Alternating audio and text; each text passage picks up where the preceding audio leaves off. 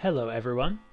Today we're going to talk about essay writing and some of the mechanics and conventions that you can learn that will help you in any kind of writing you do, whether it is a persuasive essay or a narrative essay or an informative essay, whatever kind of writing you are up to.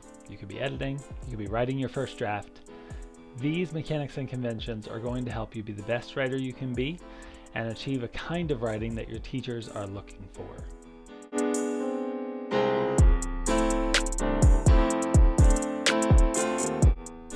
The first thing we need to discuss is purpose. This is what you're trying to say with your essay and the direction you're going with what you're trying to say. The first detail is topic, and to understand topic, we should read my first sentence. Although all parents believe their children are cute, the Stoltzfus family has the most adorable children in the entire world. Okay, so I'm going to put topic in red. The topic is the thing I'm talking about. So in this paragraph, I'm going to talk about the Stoltzfus family children. The next important thing for your topic sentence, or maybe your thesis sentence if you're writing a longer paper, is going to be where you're going with that topic. So I already said my topic is the children, the Stoltzfus family children. My focus, controlling idea, or you might have heard it called the main idea, that is going to be that they are the most adorable children in the entire world. So my topic are the children themselves, and then my main idea, my focus, is that they are the cutest children in the world. And we're going to discuss that throughout the rest of the paragraph. Now, we also need to add, throughout the paragraph, some context and background. So most of the body of this paragraph is going to be focused on context and background of that topic. So we've discussed that the topic is the children, main ideas, that they're the cutest, so I'm going to cite some facts and figures all throughout.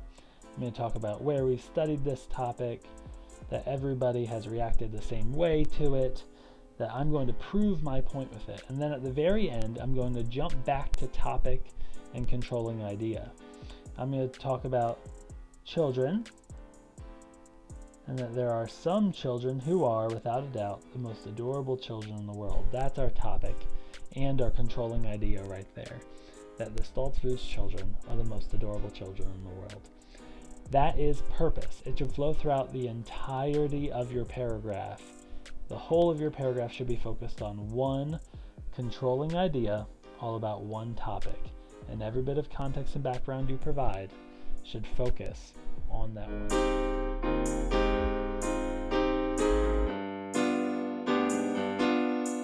So the wonderful thing about having your purpose down is that it makes this next step of organization much easier.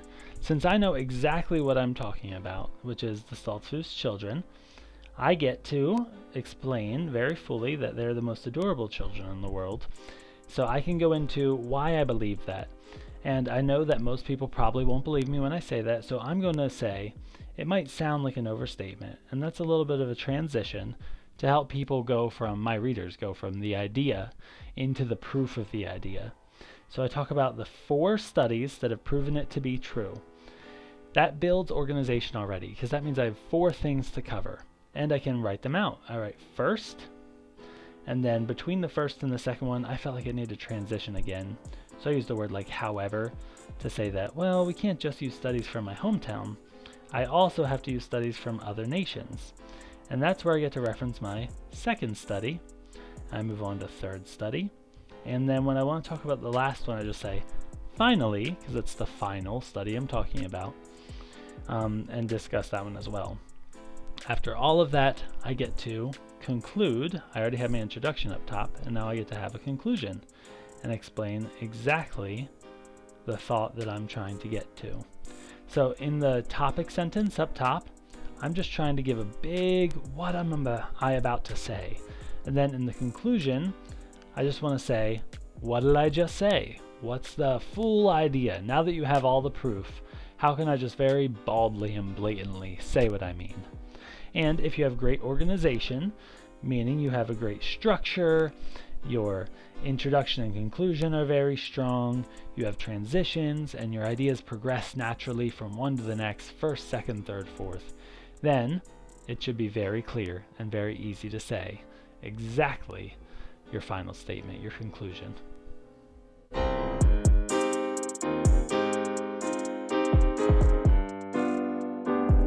Now, the details are the portions that you already recognize when you see them. So these are accurate facts, evidence, ideas, information to support your purpose. So again, your purpose is your topic plus your main idea. So the Saltfish children and the main idea is that they are the cutest in the world. So the way I supported these with details are I said 76% of the family's local neighborhood chose the Saltfish children when compared with other children of the same age. Then I also went on to include studies that were not from the family's hometown, because those couldn't be conclusive. So I included that in Tanzania, a mother of 10 participated in the second study and stated, "These children are cuter than any I have ever seen," even cuter than her own 10 children apparently. Then the third study measured the responses of other children in Mongolia, who may be more likely to view the Saltfish children as equals, since they're children themselves. I said 89% of these young people selected Saltfish children over others of the same age. Again, I'm including citations throughout. These are made-up studies. Finally, one study assessed the responses of the elderly when encountering the Saltfish family photo. And that's me using a transition to introduce the next detail. 100% of the elderly fainted, and there were 3 heart attacks. That's silly. Whether or not a person believes the children are the cutest, blah, blah, blah, blah, blah, that's actually my conclusion sentence. The details are all of these facts and figures, ideas, things that show exactly where I got my ideas, why I think my ideas are accurate. Details are what make the proof for the idea that you're trying to say. In this case, I'm saying Saltfish children are the cutest in the world, and I have to prove that in the details.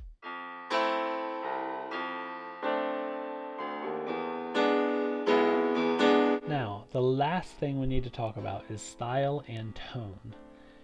The wonderful thing is, if you have already done the rest correctly, and you've already covered purpose, organization, maybe you used an outline, maybe you put all your details in there and made sure it made sense and had structure, fit those details in neatly, then by the time you get down to style and tone, it really should not be very hard because you're writing straight out of all that structure.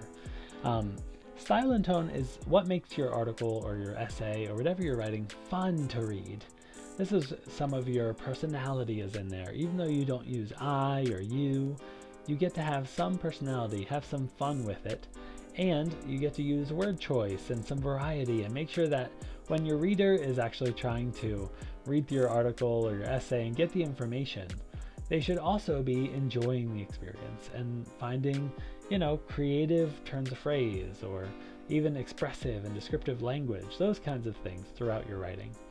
So the basics, though, are that you use word choice, careful words that you're not always repeating, that should be some variety, and that you have quality sentence structure. So you shouldn't say present tense one thing and then just a little bit later in the sentence you refer to the same thing in the past tense. You should make sure that your sentences flow and make sense and refer to things in the same way.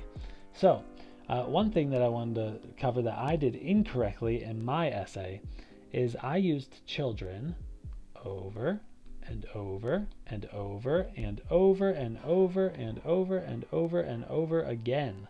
The word children was my go-to word for the Saltfish kids. Now I was able to use kids in one place because it was in a quote. Kids is fairly informal language. When we're writing an essay, we want to make sure we're using formal language, so I couldn't use kids outside of it being in the quote, but there are other ways to refer to people's children. I should have looked it up in the thesaurus and said I can refer to them as someone's offspring or progeny, which is a really complicated word for offspring. And you can go through and find more creative ways to refer back to something to make sure you're not using the same word over and over and over again. So if you edit up for style and tone, you want to make sure that your words that you chose are specific, that they really say the thing you want them to say. Like you don't say something surprised you if it actually scared you, and vice versa. So as you're looking through, you want to make sure you're choosing the right words, that your sentences make sense and flow, and that you're using some variety and showing some of your personality in your work, maybe using descriptive language when you can and describing a situation more fully. And once you've done that, it's the end.